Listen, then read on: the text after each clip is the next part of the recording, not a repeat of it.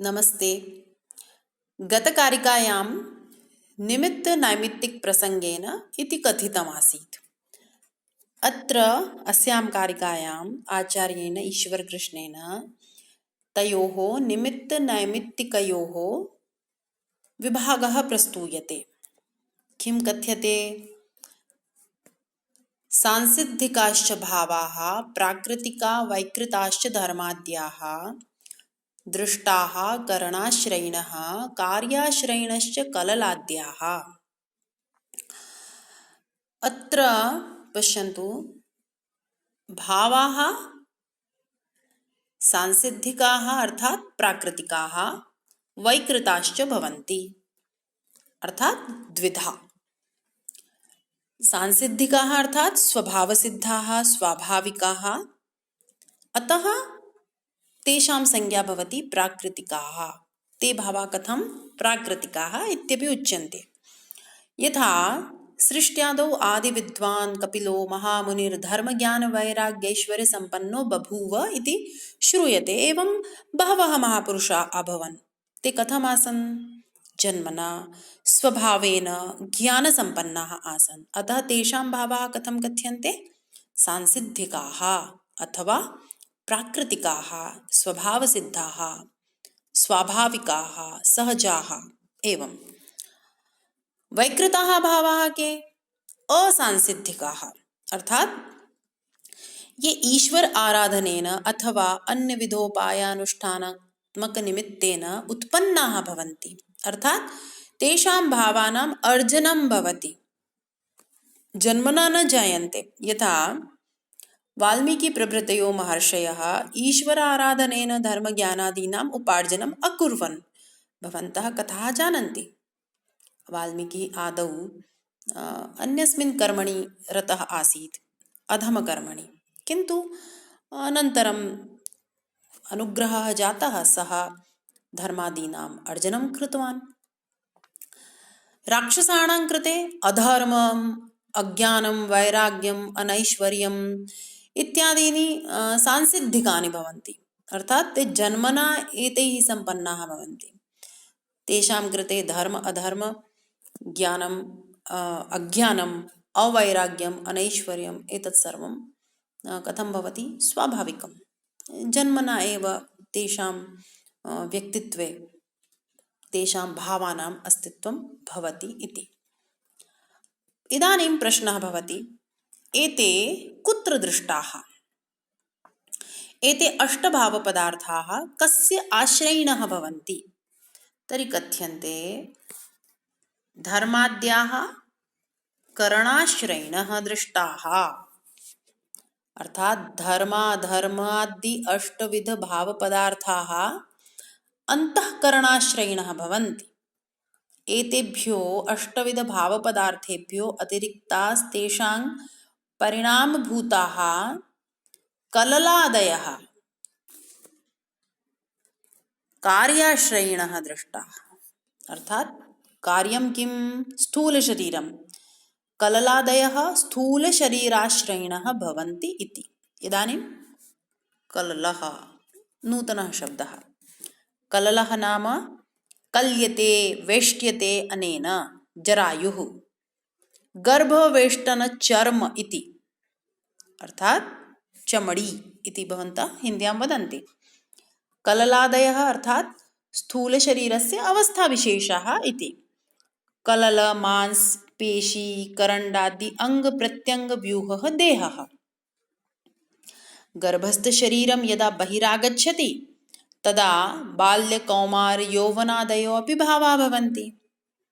तर्हि कललादयः गर्भस्थशरीरस्य सांसिद्धिकभावाः। भोजनादिभिः प्राप्तं शरीरसौष्ठवं बाल्यं यौवनं एतत् सर्वमपि असांसिद्धिकभावाः इति कथयति। सारांशोऽयं यत् भावाः करणाश्रयिणः कार्याश्रयिणः च भवन्ति इति। एते द्विधा कथ्यते, सांसिद्धिकाः अर्थात् प्राकृतिकाः, वैकृताः अर्थात् असांसिद्धिकाः। इत्थं द्विविधा भवन्ति।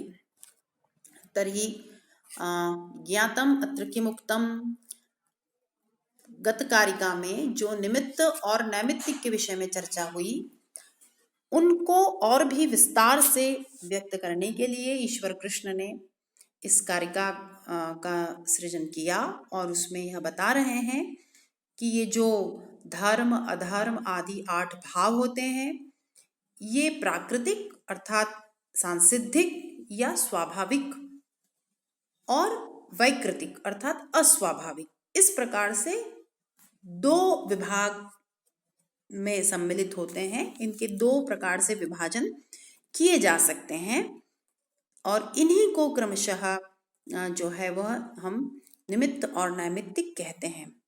और ये सभी भाव कहाँ दिखाई देते हैं, कहाँ रहते हैं, तो कहा कि ये करण और कार्य के आश्रय में रहते हैं। तो यहाँ पर इस बात को अभिव्यक्त किया है इस कारिका में।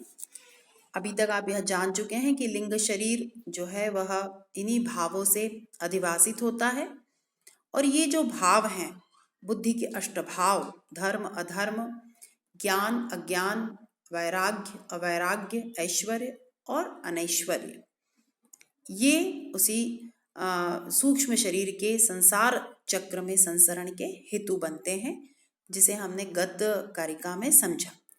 इनके भी 2 विभाग कर दिए, सांसिद्धिक और वैकृतिक। सांसिद्धिक का ही दूसरा नाम कहा प्राकृतिक, अर्थात ये सहज है, जन्म से ही ये प्राप्त है। उदाहरण अभी मैंने आपको एक प्रस्तुत किया कि जो कपिल आदि महर्षि हुए, वे जन्म से ही धर्म ज्ञान वैराग्य ऐश्वर्य से संपन्न थे, क्योंकि उनकी जो गत जन्मों के कर्म थे, उस जन्म जन्मांतर की परंपरा से उन्हें ये भाव प्राप्त हुए थे, इसीलिए इन्हें सांसिद्धिक भाव कहा गया। दूसरे भाव हैं वैकृतिक, इसे ही अस्वाभाविक कहा है, ये असांसिद्धिक हैं और ये प्राप्त होते हैं, इनका अर्जन किया जाता है, ये देवाराधन, ईश्वर के अनुष्ठान, पूजा इत्यादि से प्राप्त होते हैं। उसमें एक उदाहरण आपको मैंने दिया वाल्मीकि का। ऐसे बहुत सारे महापुरुष हुए हैं जो कि जन्म से इन सभी भावों से संपन्न नहीं थे, लेकिन उन्होंने कालांतर में तपस्या के द्वारा धर्म ज्ञान वैराग्य ऐश्वर्य आदि गुणों को अर्जित किया। वाल्मीकि भी एक उदाहरण है और भी अनेक उदाहरण हमारे शास्त्रों में और प्राचीन ग्रंथों में दृष्टव्य है। वहाँ हम उन सभी से परिचित भी हैं और बहुत सारे उदाहरण हम जानते हैं। तो इस तरह से वाल्मीकि हुए, विश्वामित्र हुए, या और भी कई ऐसे महापुरुष जिन्होंने जन्म के बाद अपने तप अपने पुरुषार्थ से इन भावों को प्राप्त किया। तो उनके ये भाव कैसे कहलाए? वैकृत असांसिद्धिक, जो उन्हें जन्म से प्राप्त नहीं थे। तो इस प्रकार ये द्विधा इनका हमने विभाग देखा। अब जो राक्षस इत्यादि होते हैं, उनके जो सांसिद्धिक भाव है वे क्या होंगे? तो निश्चित रूप से अज्ञान, अधर्म, अवैराग्य, अनैश्वर्य। इसी तरह से लोक में भी लोग होते हैं जिन्हें हम अलग अलग प्रकार से जानते हैं। जो उत्तम प्रकृति के लोग हैं, उनके भाव जन्म से ही कुछ और होते हैं, उन्हें वे उनके स्वाभाविक भाव हैं और उसके बाद कुछ भावों का वे अर्जन करते हैं, वे उनके असांसिद्धिक भाव होते हैं। तो इस तरह से यहाँ एक विभाजन प्रस्तुत किया। अब कारिका के उत्तरार्ध को हम देखते हैं। वहाँ कहा है कि ये जो भाव हैं ये करण और कार्य के आश्रय में रहते हैं। तो कार्य क्या है? स्थूल शरीर। तो इन दोनों प्रकार के भावों का जो आश्रय कहा गया है वह द्विविध कहा गया है, करण और कार्य। करणों के आश्रय से ये शरीर के आश्रय में दृष्टिगोचर होते हैं। शरीर रूपी कार्य का आश्रय लेने के कारण ये भाव अर्थात जो कलल आदि कहा, गर्भस्थ शरीर में ये जो कलल अर्थात चर्म, मांस, पेशी, अंग प्रत्यंग, ये जो सारे भाव होते हैं, ये गर्भस्थ शरीर के लिए स्वाभाविक है, उसके लिए सांसिद्धिक है।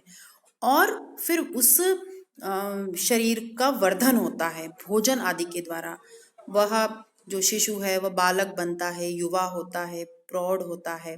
तो ये जो शरीर की प्रौढ़ता और ये जो सारी अवस्थाएं हैं वार्धक्य की, ये कैसे हैं? ये असांसिद्धिक भाव है। तो सारांश यही है कि ये जो भाव होते हैं ये करण के आश्रय में रहते हैं और कार्य के आश्रय में रहते हैं। तो इस कारिका का सारांश इस रूप से आप जानिए कि भाव दो प्रकार से विभक्त किए हैं, सांसिद्धिक और असांसिद्धिक। सांसिद्धिक को ही हम प्राकृतिक भी कहते हैं क्योंकि ये जन्म से प्राप्त होते हैं, सहज होते हैं, स्वाभाविक होते हैं। और जो वैकृत भाव है वे हम अपने कर्मों से हम अर्जित करते हैं। अब ये जो भाव है ये निवास कहाँ करते हैं? तो ये करण और कार्य के आश्रय में रहते हैं। कार्य अर्थात स्थूल शरीर और करण जिनका परिचय आप प्राप्त कर चुके हैं। यहाँ पर करण से बुद्धि अभिप्रेत है, बुद्धि ही प्रधान है। और कुछ विद्वानों ने यहाँ करण से 13 करणों का भी ग्रहण किया है, तो उसमें भी कोई क्लेश नहीं क्योंकि बुद्धि ही प्रधान होती है। इस बात को हम जान चुके हैं। सांख्य दर्शन का जो मत है उससे हम पूर्णतः परिचित हो चुके हैं।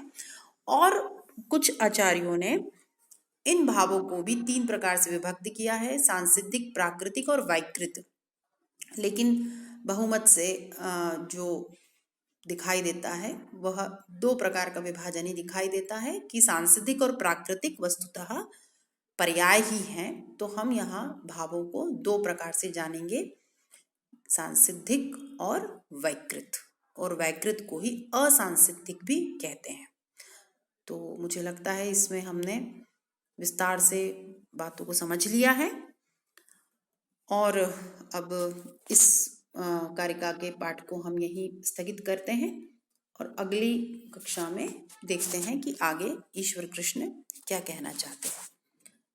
सभी को आज के लिए धन्यवाद।